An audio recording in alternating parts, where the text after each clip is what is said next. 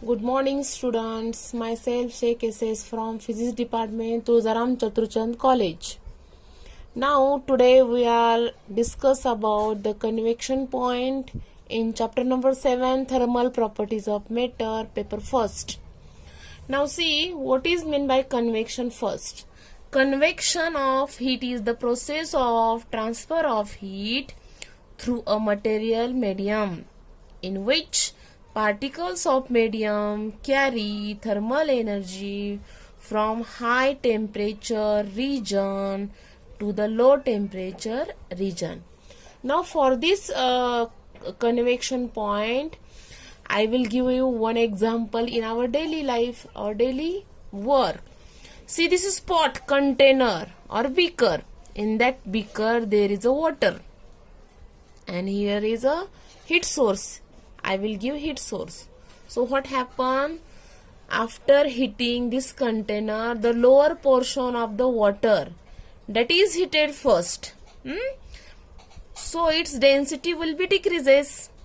And so the water particles, they will be expand. See here. They will be expand here faster, move faster towards upward. And this is uppermost layer of water, it having density very greater than this one. So this upper part that will be comes down and lower part that will be goes upwards. पहा मुलांनो काय होतं इथं बघा, हे एक beaker आहे. Beaker मध्ये आपण पाणी फिलअप केलेलं आहे आणि आपण त्याला हिटिंग केलेलं आहे. तर हिट केल्यानंतर पहिल्यांदा काय होतं मुलांनो, जो पाण्याचा खालचा भाग आहे तो ही लोअर लेयर आहे ती पहिल्यांदा काय होते, फर्स्ट ऑफ ऑल ती गरम होते. आणि गरम झाल्यामुळे काय होतं, त्या पाण्याची डेन्सिटी काय होते, कमी. आणि डेन्सिटी कमी झाल्यावरती वॉटर काय होतो इथं बघा, तो काय करतो वरच्या बाजूने मूव्ह होतो. म्हणजे तो काय होतो, एक्सपांड होतो मुलांनो. एक्सपांड झाल्यामुळे तो काय करतो, वरच्या दिशेने जातो. आणि वरची जी पाण्याची लेयर आहे अप्पर लेयर, त्याची डेन्सिटी काय असते ऍज कम्पेअर टू लोअर, ती काय असते कमी. ती काय येते डाऊनवर्ड दिशेने येते. आणि अशा प्रमाणे काय होतात, ज्याची डेन्सिटी काही असते कमी असते ते पार्टिकल्स मूव्ह होतात. म्हणजे ऍक्च्युअल पार्टिकल्स काय होतात, मायग्रेट होतात from one place to another place. याप्रमाणे काय होतात, लोअर कडून ते काय होतात अप्पर कडून, आणि अप्परचे पार्टिकल काय होतात वरून खाली होतात. म्हणजे ही कसली प्रोसेस आहे, थोडक्यात सर्क्युलेशन प्रोसेस आहे. ही कसली प्रोसेस आहे, सर्क्युलेशन. म्हणजे हाय टेम्परेचर कडून लो टेम्परेचर कडे काय होतात, पार्टिकल्स मूव्ह होतात मुलांनो. त्याच अजून एक एक्झाम्पल, बेस्ट एक्झाम्पल दिले बघा, डे टाइम आणि इथं लिहिले बघा मीन ऍट नाईट टाइम. इथं दाखवलंय बघा, इथं असं दाखवलंय सी. ही जी लाईन दाखवलेली आहे ब्ल्यू, हे आहे असं सी समजा, आणि हे आपली इकडून दाखवलेले ते काय आपले लँड. तर काय होतं, दिवसा बघा इथं सूर्य दाखवलेला आहे. सूर्याच्या किरणांमुळे काय होतं बघा इथं मुलांनो, समुद्राचं पाणी जे आहे इथं दाखवले, समुद्राचं पाणी इथं असतं. आणि इथं आपली काय, ही आपली लँड आहे. ही दाखवलेली ही काय आहे, लँड. तर लँड वरती काय असतं बघा, टेम्परेचर. सूर्यामुळे काय होतं, टेम्परेचर तिथं काय असतं, लँडचं जास्त असतं. आणि इथं पाण्याचे, इथं समुद्राच्या पाण्याचं टेम्परेचर काय असतं, कमी. त्याची स्पेसिफिक हीट जास्त असते आणि लँडवरची स्पेसिफिक हीट कमी असते. मग आपण आत्ताच इथं पहिल्यांदा पाहिलं, ज्याची डेन्सिटी काय असते, कमी असते मुलांनो. मग त्याच्यावरची जमिनीवरची जी ही हवा आहे, जमिनीवरची जी हवा आहे ती काय होते, फर्स्ट ऑफ ऑल हिट होते, म्हणजे तापते. म्हणजे इथली एअर काय होते मुलांनो, एक्सपांड होते. एक्सपांड होऊन ती काय करते, वरच्या दिशेने याप्रमाणे काय होते, मूव्ह होते.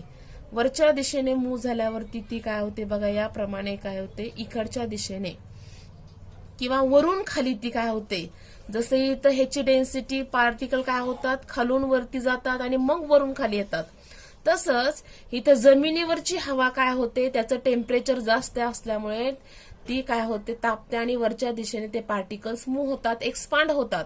आणि एक्सपांड झाल्यावरती ती काय होते, वरून खाली समुद्राकडच्या इकडच्या दिशेने काय होतात, ते पार्टिकल्स पुन्हा ज्याची डेन्सिटी कमी आहे तिकडे ती काय होते, खालच्या दिशेने मूव्ह होते. म्हणून ह्याच्यावरची जी हवा आहे ब्रिज, ती काय होते, अशी समुद्राकडून असे दाखवले बघा. ही जे हे एअर किंवा आपण त्याला ब्रिज म्हणतो आपण, हे काय होतात, मूव्ह होतात इकडं जमिनीकडे किंवा लँडकडे मूव्ह होतात. म्हणून ह्याला काय म्हणतो आपण, सी ब्रिज. ह्याला काय म्हणतो आपण, सी ब्रिज. म्हणजे दिवसा काय होत असतं की दिवसा जमीन तापलेली असते म्हणून त्याचं टेम्परेचर जास्त असतं आणि डेन्सिटी कशी असते त्याची कमी, म्हणून त्याचे पार्टिकल्स काय होतात, एक्सपांड होतात, मूव्ह होतात वरच्या दिशेने. आणि ते इथली जी वरची जी हवा आहे इथं एअर, त्याच्यामधली जी आहे त्याची डेन्सिटी, स्पेसिफिक हीट त्याची कशी असते, जास्त. त्यामुळे ते काय होतात, खालच्या दिशेने मूव्ह होतात. आणि ह्याची समुद्राच्या पाणी जे असतं, समुद्राच्या पाण्याचं तापमान त्यावेळेस काय असतं, कमी. म्हणून पार्टिकल्स काय होतात, जमिनीकडून असे मूव्ह, अशी सर्क्युलेशन प्रोसेस काय होते, चालू राहते. आणि जे ब्रिज इकडून काय होतात, समुद्राकडून ते लँडकडे मूव्ह होतात, त्याला आपण सी ब्रिज म्हणतो मुलांना. आणि या साईडला आता बघा एक्झॅक्टली अपोजिट प्रोसेस कुठं होते, नाईटला. आता नाईटच्या वेळेस काय होतं बघा, रात्रीच्या वेळेस काय होतं, इथं मी सूर्य काढलाय तर इथं असा आपण काय काढूया, आपल्याला समजण्यासाठी एक चंद्र काढूया असा करून. रात्रीच्या वेळेस काय होतं, इथं जमिनीवरचं इथं हा लँड दाखवलंय, जमीन, आणि हे काय आहे आपलं असलं सी आहे. मग त्यावेळेस रात्रीच्या वेळेस पाणी इथं काय असतं, पाण्याचं तापमान काय असतं, जास्त असतं मुलांना. आणि इथं पाण्याचं, इथली जमिनीवरची जे तापमान आहे ते कमी असतं.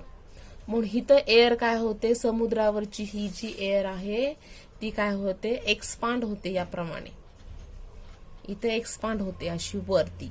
म्हणजे याची डेन्सिटी त्यावेळेस काय असते, कमी. कमी असल्यामुळे ते काय होतात, असे मूव्ह होतात.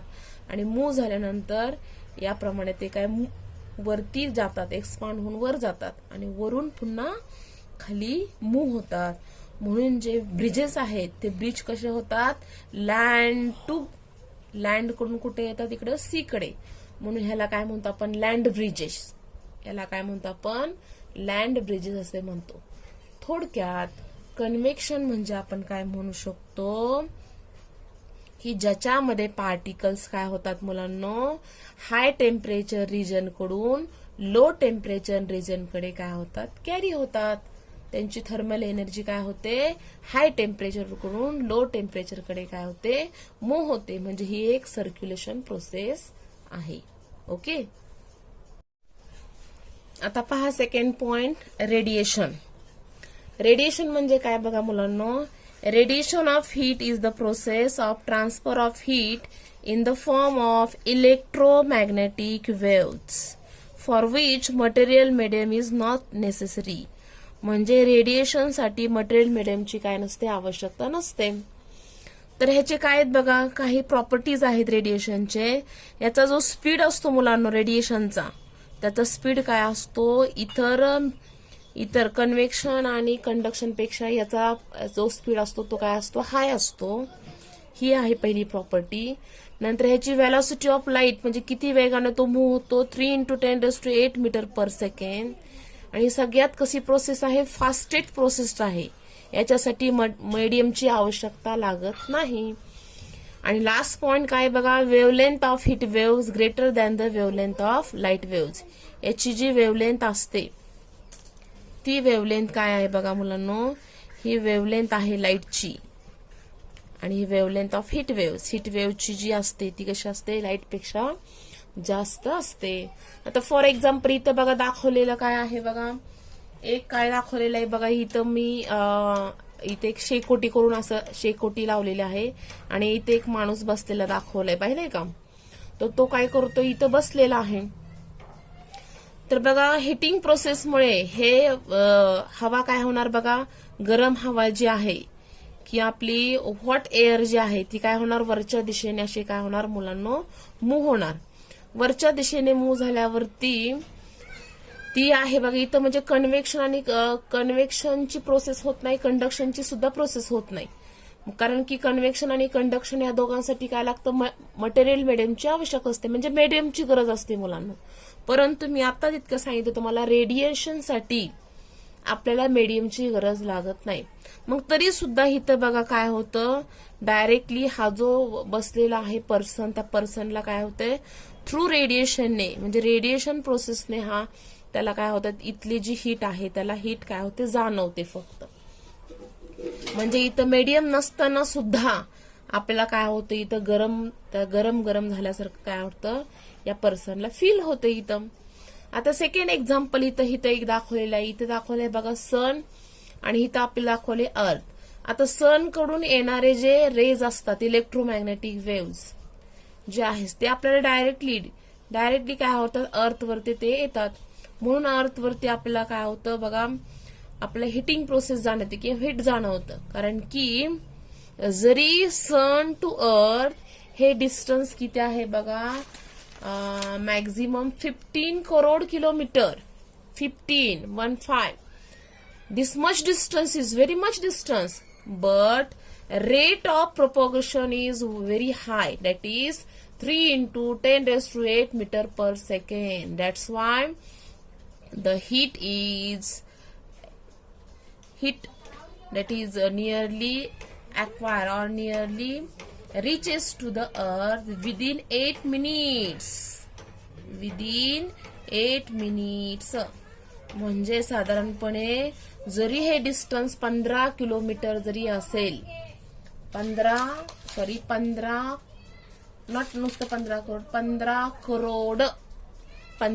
करोड किलोमीटर हे डिस्टन्स आहे. तर याच्यामध्ये प्रोपोगेशनचा जो वेग आहे, स्पीड, तो खूप जास्त आहे. तो किती आहे, 3 into 10 raised to 8 metre per second. आणि सूर्याची हीट अर्थ वर येण्यासाठी साधारणपणे किती वेळ लागतो आपल्याला, 8 मिनिट लागतो. म्हणजे ओव्हरऑल रेडिएशन साठी मध्ये कुठलंही मीडियम नाही. मध्ये काय आहे, आपलं व्हॅक्यूम आहे. मध्ये काय आहे, व्हॅक्यूम एअर आहे फक्त. डायरेक्टली ही आपल्याला इलेक्ट्रोमॅग्नेटिक वेव्स, कारण की रेडिएशन म्हणजे काय सांगितलं तुम्हाला, इलेक्ट्रोमॅग्नेटिक वेव्स आहेत. ह्या इलेक्ट्रिक फील्ड आणि मॅग्नेटिक फील्ड आहेत, त्यांचं ऑसिलेशन होतं. इथं हिटची काय होते, हिट प्रोपोगेशन होतं. याचं स्पीड जास्त असतो, त्यामुळे आपल्याला काय होतं, इथं हिट जाणवते. दुसरं एक्झाम्पल आपण बल्बचं जर घेतलं, बल्ब असा दाखवला, बल्बचे फिलामेंट असे दाखवले, तर बल्ब कडून मिळणारी जी आपल्याला अशी हीट आहे, ती हीट सुद्धा काय होते, जी हीट बल्ब पासून मिळते मुलांना आपल्याला, ती आपण त्याला काय म्हणतो, आपण बल्ब हीट झाल्यामुळे ही बल्ब आतला फिलामेंट काय झाल्यामुळे, गरम झाल्यामुळे हीट आपल्याला मिळते. म्हणजे ही कसल्या प्रकारची असते बघा, थर्मल रेडिएशन. आपण याला काय म्हणतो, थर्मल रेडिएशन. या प्रकारच्या हीटला काय म्हणतो आपण, थर्मल रेडिएशन असं म्हणतो. म्हणून काय होतं बघा, दुसरं एक एक्झाम्पल आपण जर घेतलं, एखादी समजा बॉडी असेल आणि बॉडीवरची जर हीट इन्सिडेंट होत असेल, तर काय होते बघा, एखाद्या बॉडीवरती, सपोज इथे एक बॉडी दाखवली, याच्यावरती जर हीट इन्सिडेंट होत असेल, तर काही हीट काय होते, इन्सिडेंट होते, काही हीट ह्याच्यातून काय होते मुलांना, रिफ्लेक्ट होते, काही हीट काय होते, बाहेर पडते, आणि काही त्याच्यातली हीट जी आहे ती काय होते, ऍब्सॉर्ब्ड होते. म्हणून आपण काय करतो बघा, थंडीच्या दिवसामध्ये आपण काय करतो, डार्क कलरचे कपडे वापरतो. आणि उन्हाळ्यात समर डेज मध्ये आपण काय करतो, कपडे कसे वापरतो, लाईट, म्हणजे ज्याचा कलर कसा आहे, लाईट आहे. म्हणजे फॉर एक्झाम्पल व्हाईट कलरचे ड्रेस आपण कशामध्ये वापरतो, समरमध्ये, आणि डार्क कलरचे कपडे आपण कशामध्ये वापरतो, थंडीमध्ये. कारण की डार्क कपडे जे असतात ते काय करतात, हीट जास्त प्रमाणे ऍब्सॉर्ब करतात.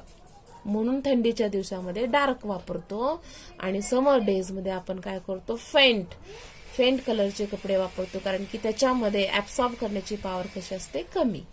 ओके, मग रेडिएशन म्हणजे समजलं, रेडिएशन ही काय आहे, transfer of heat in the form of electromagnetic waves, की ज्याच्यामध्ये मटेरियल मीडियम लागत नाही.